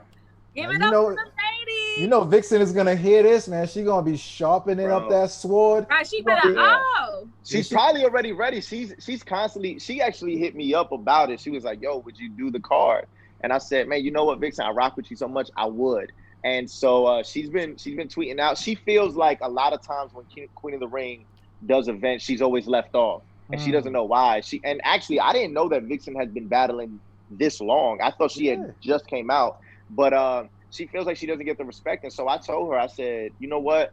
Let them know I'll do it. And I actually I spoke to Debo, and Debo actually just hit me up recently. And so I will be seeing Vixen this Saturday. We're actually both at the same event this Saturday. But regardless, man, I think that battle's gonna be fire. And I'm already thinking in my head, we may probably be the lowest one on the card, like the first battle to go down if we matched up, but I have no doubt in my mind that we would be one of the most fire battles on that particular card. It's still gonna be fire. I was just about to say she may have the quote unquote lowest profile of the ladies, but skill wise, she's so high up there, and she has something to prove. And you know what? The ladies know they're gonna get on that caffeine. Bro, she's so crazy. She's so crazy. They're gonna get to show out all them eyes watching. Loso, watch your ass, bro. Think about it. Think about. Bro, check it out. She can get so much more crazy on a dude because you can't get too crazy. Yeah. Bro, think about it. Think about all the compliments I just said about Vixen in this interview. The only thing that's gonna be clipped up on the update, the best Vixen can't beat the worst Loso. Boom, and with a picture of Loso on there. And You got me. You got me. It is what it is. As long as you know we just the media thing. I literally just complimented Vixen so much, and that's the only thing that's gonna get clipped up on the update. So if it bleeds, it leads. All right, brothers. So that's what we're going with. It's all right. You got me. I take it for what it is. But to be honest, you've had quotes about media, and you have a little bit of discrepancy about the way we do things sometimes, right? Like if we I feel like y'all don't autocorrect. Y'all don't use autocorrect when y'all post y'all updates. You know, we got a guy for that. But they got apps for that. Yeah. All right. Then got a couple more topics here. So the Final Four is going down this weekend, and unfortunately, you're not a part of it. Yeah. So there's that. Crazy, right? But we have Danny Myers versus Holmesy the Guy, None versus Bill Collector. And it feels like all four of these guys have created a very dynamic storyline for themselves. None has a resurgence for his career. He's never been this hot in his career. Holmesy was the biggest underdog for 2 rounds and prevailed. Danny Myers might be net profit for his URL career finally. Bill Collector is fighting through adversity of Yeah. Come on. Hilarious, bro. He still gotta win the $25K to be net. Hilarious. $12K he gave Rex. You feel me? He still gotta win. Yeah. And Bill Collector's fighting through, losing his brother, LB the Boss, and it's almost like that loss has been fueling him. What's your favorite Final Four storyline out of these 4 guys? Man, it would have to be Bill Collector out of the 4. Just that situation. I've never got the pleasure to meet LB, but just from Facebook, I'm really close with Jay Murder. And I know it hit Jay Murder a lot, and I know just from reading and even speaking to Bill a little bit, that LB was like a brother to him. You know what I'm saying? So, it's just one of those like great stories that you just want to hear. So I'm rooting for Bill, but then I find myself rooting for None because what better way to lose the tournament than to lose to the champion, bro? So that's my goal. I think None's story is second. I think that somebody said he's comeback player of the year this year. I don't know if that is. Do you guys agree with that? I gotta see some more. I gotta see some more first. Yeah. Because I mean, those are the only battles that I know about. If he makes it to Summer Madness, we're talking most improved right there. And we're talking whether he wins or not. But if he makes it to Summer Madness, a year ago you would have said None's gonna be on the Summer Madness card. You would have laughed out the building. Yeah. I mean, I had him dying badly against you, and obviously I was wrong. So I gotta be honest. I'm a big None supporter. I'm a big None supporter, and I text Loso all the time. You can't play with this guy. So on paper, I wasn't gonna pick against my mans, but I let him know. I let him know the business. Look, at the end, I knew the business. I mean. Yeah, you said it best. Right, you didn't sleep on him. We did. You said it best. Yeah, that's what happened. Like the one who slept on him was the culture, and that's why the narrative is like, we didn't expect this from Nun, and I was like, well, that's your fault. Like, don't just go ahead and base your vote off of that. But regardless, man, that's the past. I do feel like him getting on some him and Holmesy, bro. Him and Holmesy, I think on that little gambling sheet you guys had, they were the lowest odds to make it to the Summer Madness. Yeah. You know what I'm saying? Like, that's just crazy. You know what I'm saying? And so, but that goes to show you, every battler out there, listen, if you are called for the Ultimate Madness 3, think before you get on there, because that tournament is made for the underdog, bro. It is made for the ones that you don't expect or low profiles and stuff. And so, but I do think that I actually have Nun edging the battle this weekend. If I have to choose, I have Nun winning the battle this weekend, and then I got man, I've bet against Holmesy every time, bro, and he's making me look dumb. I actually had to call him and apologize because I've been sleeping on him. With that being said, I got Danny Myers winning this round. I think it's gonna be Danny and Nun in the Summer Madness, bro. I'm sleeping on Holmesy too, so I'm definitely a believer, but I gotta see if he can get past Bar God. Like, bro, Holmesy legit had the toughest. Holmesy legit had the toughest road. Low key, he had because I was wrong about him too. Yeah, I ain't betting against Holmesy no more, man. I had him out the first round. Holmesy got me looking stupid, like crazy. Holmesy's been wild. Also, man, you and Saga and Mike P were 3 of the heaviest favorites going into this tournament. Yeah. I just need to know, what was the ride back like from the UM2 studios back to the hotel? Because you out of the round first, and it's like, but my man's still in it. And Saga's like, well, I'm still in it. I ain't battled yet. And then, what is that ride back to the studio, to the hotel like? Well, Mike had won that week. So right, Mike he won. I mean, he won, but you know. Yeah. That was a little crazy. He was kind of quiet that week. But you know what's crazy, man? I was upset, but Saga was okay.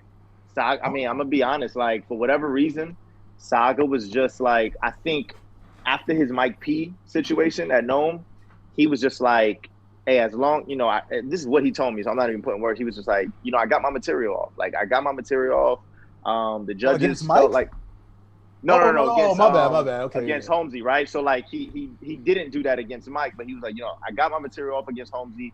The fan, obviously the fans had him losing by a wide margin, and then I think all the judges all said 3-0, and so Saga was just like, look, it is what it is, man. I'm gonna just go ahead and just wallow on my next opponent. Boom. That's it. That was his mindset.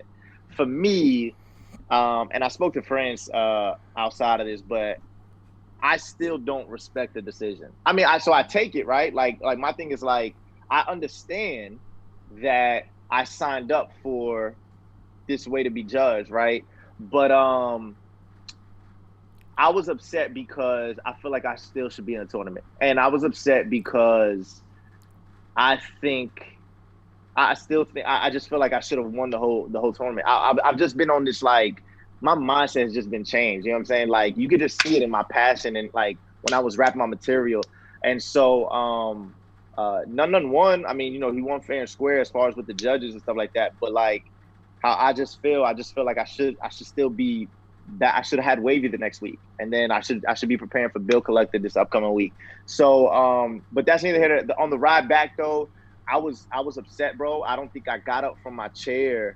I remember you guys posted up a clip of Nun like going crazy over the victory after he beat me, right? Like, I was in this room. I was in this room because as soon as we got off stage, I ran to the back. To go watch the judges' votes, and right before that, Nun and me, we're congratulating each other, and Nun even tells me, he's like, man, I think you got it. I was like, man, let's see, bro. So I run to the TV. Yeah, Nun tells me to my face, he says, man, Loso, I think you got it. In my head, I was like, yeah, I know I got it. That's how I was thinking. There goes that cocky Christian. The cocky Christian, Loso. So that's how I felt, right? So I run to the TV, and then, I hear Iron Solomon's breakdown. He's like, man, none of it was great, but Loso, it's just levels, and Loso showmanship, yada, yada, boom. Loso gets a dub. Method Man goes, man, Loso gets a dub. And so now the God tells me, yo, Los, you lost the fan vote. I said, what? He's like, yeah, you lost the fan vote. I said, what? So I have to win one more vote, but I've already won the first two. There's no way Tony Bro and 40 are both going to go the other way. And they end up going the other way, and I fall into my chair, bro. I remember just falling into my chair, and I just had my head down. I couldn't believe it. And I hear Nun like celebrating, rightfully so. And he's going crazy. He's like screaming at the top of his lungs. But I'm just sitting there, bro. And after the event, after my battle, Saga into battling. But he was okay. I wasn't, bro, and I wasn't okay until maybe the next day. You know what I'm saying? I just had my plan already. I had already said I'm battling Ryder next. I could not let that sink into the people's mind for that long. Like, I was like, they called me, they said, hey, you got Steams in 2 weeks. And I was like, okay, I accepted it because I had to. But then I called them right back. I said, nah, give me Ryder. Give me the Ryder battle now, and let's do it. And so we set the Ryder battle in. But yeah, man, it was tough, bro. It was definitely tough after that. I'm glad you did that. I want to address the chat because the chat's going kind of crazy here. What's going on? Somebody said Loso got a playground mouth. What does that mean? What? That is. I hope that came from a lady. No, that did not come from a lady. That's wild. That is wild. Pause for the cause. Y'all is acting up. That's why I stopped looking at the chat. I was like, let me stop. Are they always this horny this early? They savages, Loso. They savages. They out of order every morning. They out of order. A few horn dogs in the chat, you know what I'm saying? That's crazy. Playground mouth. That's crazy. Yo, get on that swings, girl. That is hilarious. With that that's why I said we be lit. Pause. There's freak bowls in here. Freak bowls. Well, yo, Loso, can we drop money on Saga versus franchise? Is this in the bag? Oh yeah, that's the Saturday too. Now listen. Let me say this. Oh, he got geek. Because I'm on the Saga train. Look, me. I've already bro. I've said I feel like he would have beat Mike, bro. And I know people always say like, yo, Saga wasn't prepared, but when I tell you he was prepared, bro. He had just rapped all 3 rounds flawlessly to me. It's just that when he got on stage. What about that Rent-A-Car round? He was going. Now, granted, wait. Let me give you this. I knew the round. What? I thought that he wasn't going to use the cop, but he ended up still hiring an actor. That cop to go ahead and show up. Now, I don't know how that would have translated, but I thought the material. If you somehow Photoshop the cop out of his round and just list his material. It's a fire round. But regardless, this is what I said. When he got on stage, he obviously just froze up and he forgot his material. Cool. Then the Holmesy battle, I was 1,000% in. Now, granted, when I end up looking back, I underestimated Holmesy. And I also don't believe that was, like if you just watch Saga on there, he just didn't have the passion. I say all that to say this. This franchise battle, he knows that, bro. And I've been telling him, and I said, Saga, this is what needs to be accomplished, bro. And he's even trying something new. He's not hiring any actors this time, but he has this dope, one thing about Saga I love, bro, he's very innovative. And so he's like, yo, I'm going to do this new thing. And he has this new thing that he's doing, man. And I think it's going to be crazy. And so, cash it in, bro. Cash it in. Right. If you're a gambling man, bro. Okay. All right, okay. Man, I don't want to hop off that Saga train yet. Yeah. I've been rooting for him all year. Shut up, y'all. I've been rooting for him all year. Yeah. I had him winning Ultimate Madness. All the way. I had him beating Mike P. Wow. And I'm going to give him one more chance because I had him as champion of the year, too, before all this happened. Yeah. So I'm going to give Saga one more chance, and I've told him, keep your head up. Saga, I'm going to stay here to the end. To the end. Who are the champion of the year? Who's in the top of y'all list right now? Chilla Jones, player. Chilla Jones, yeah. Chilla Jones. I gotta go with Chilla too. Yeah. Chilla, France. Yeah, I got Chilla as well. France, our screens are wild. Oh, there we go. Yeah, it was looking crazy. I was about to say, that was Saga coming through. Saga, like, y'all talking crap about me? Is Geechee up there as well? I think you could argue Geechee's definitely a top 5 candidate, but no one's gonna try to argue for the 3P this year. Like, that's just not gonna happen. And I think if he get a 3P, I'm gonna be like, nah, G. What'd you say? Nah, y'all tweaking now. And now, obviously, there's no quarantine battles involved. We're just talking rooftop. Wait. Oh, that's what Jay Black said? What'd he say? No quarantine battles? I think those like little Skype battles, they probably count for like 1/10 of a battle. Like, they're not gonna be nothing that's gonna push you over the edge. Because Geechee lost to Chilla, I'm gonna need y'all to rewatch that battle again because Chilla beat Geechee. I don't care what y'all say. Yeah, that was a good battle. Yeah, but Geechee's second round was incredible there. It sure was. I just got to get top 10. I just need to get top 10 this year. That's it, bro. Keep cooking. Yeah, creep up. I think you probably end up landing in like the top 12 spot again. Yeah. If I don't finish these last two, then yeah. I got a couple more here. John and Don and Ace, verbally agreed to a battle on Monday night. URL Caffeine, and they were both on there. They were both on there.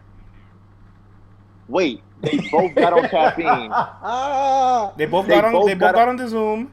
I was watching Brandy and Monica. So was I. My old ass. Shout out to the 40+. Wait, they both got on Zoom and they both talked to each other. Look at the pregnant pause when you said that in Loso's voice. Yeah, this says a lot to me right here. Yes, they were on the Zoom. Read between the lines. Yeah.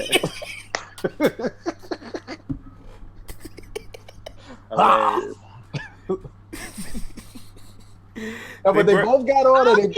Yeah, okay.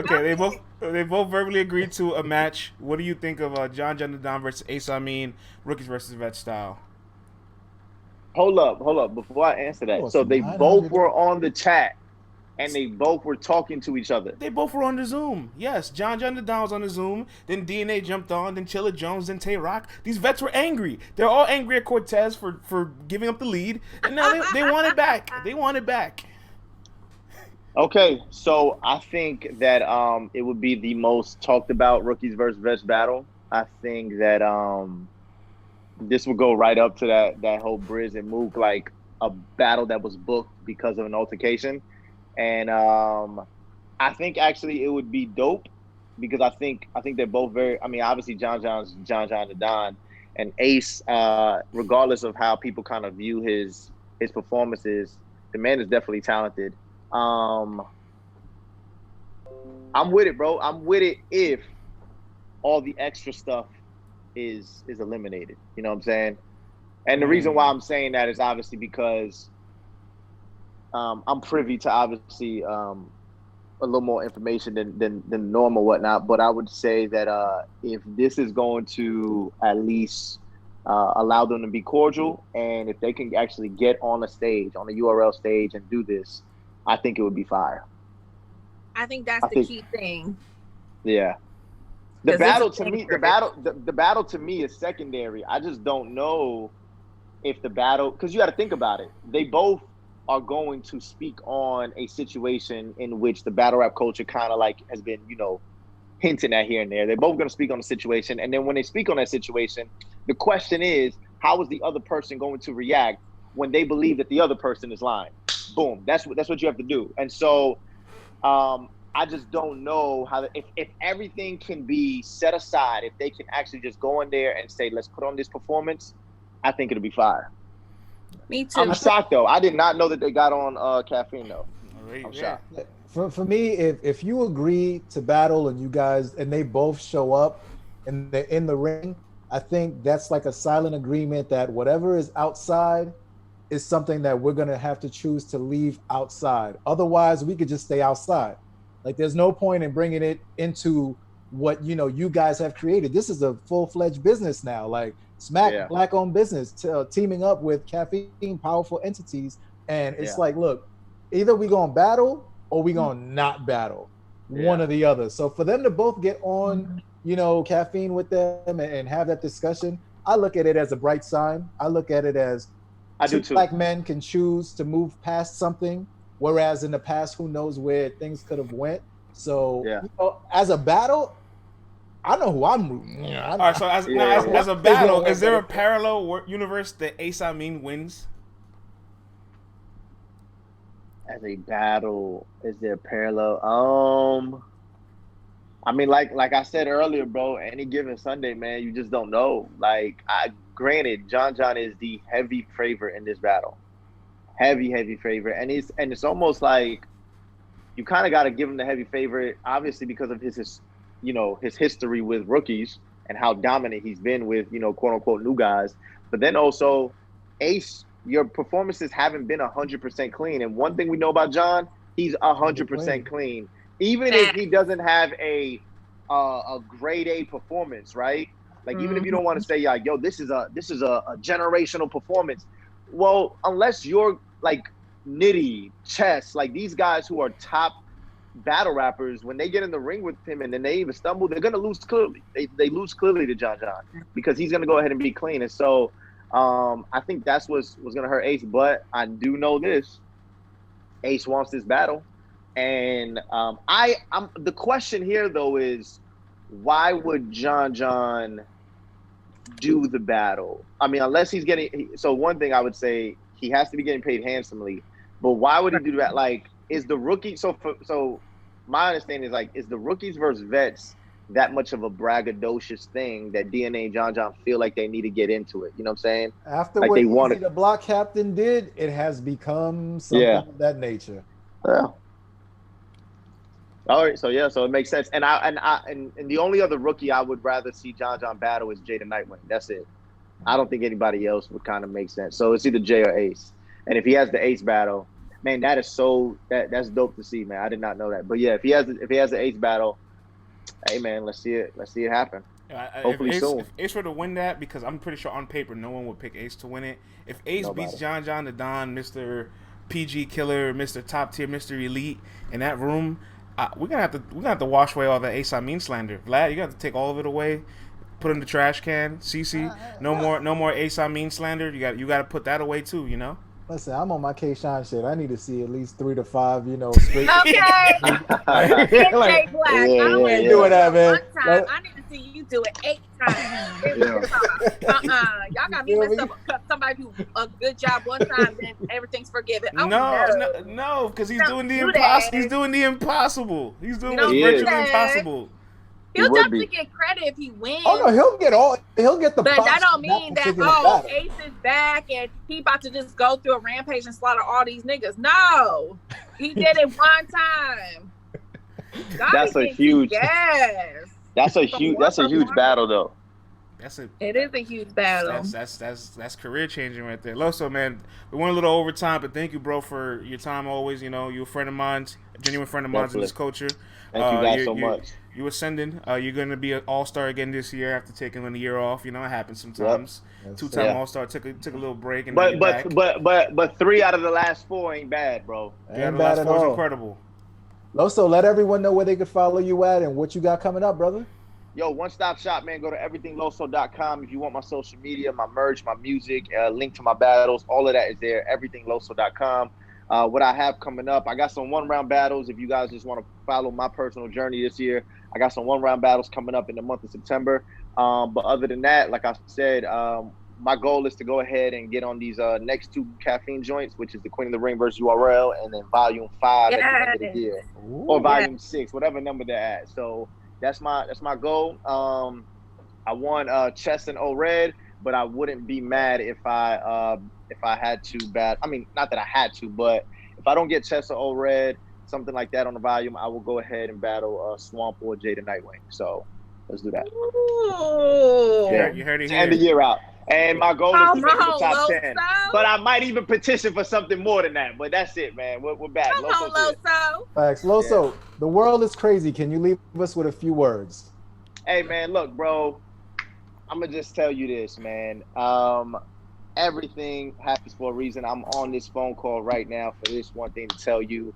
While you were yet sinners, Christ died for the ungodly. If you put your trust in him, I'm not saying your problems go away. All I'm saying is that your biggest problem will go away. And that is at the end of your life, all of us will stand before God. You will have to be accountable for your sins. Please turn to him. If you want to talk more, man, holla at me. But just pray, man. Pray that you don't know what tomorrow holds, but we do know who holds tomorrow in his hand, and that is Jesus, man. So I love y'all so much. Thank you. Pause. All Right. right. I love you too, brother. You can't pause, Jesus. I didn't say. I said. Yeah. No, he said bars. He said bars. I thought you said pause. I thought you said pause on Jesus. Gotcha. We gotta end this. We gotta end this. All right, man. See everyone tomorrow at 10:30 a.m. We off air. Oh, he did. No, we off. Yeah. Okay. I thought you said pause. Did you just pause, Jesus? You can't pause, Jesus. I said, did I pause Jesus?